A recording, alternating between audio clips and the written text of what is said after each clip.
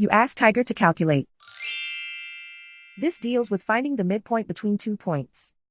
The midpoint between the 2 points is -4.5, -37. Let's solve it step by step. Plot the 2 points and calculate the midpoint using the formula. The coordinates of point 1 are, x1 equals -30, y1 equals -65. The coordinates of point 2 are, x2 equals 21, y2 equals -9. PM represents the midpoint of the 2 points.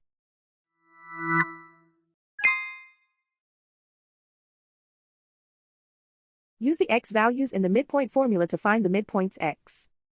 x1 equals -30.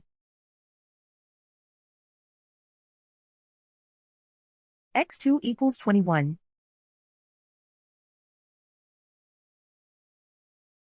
Simplify the arithmetic.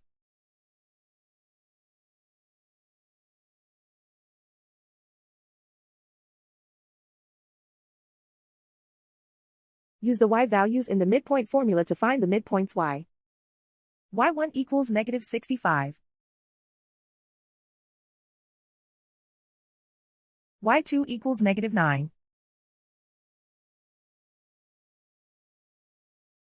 Simplify the arithmetic.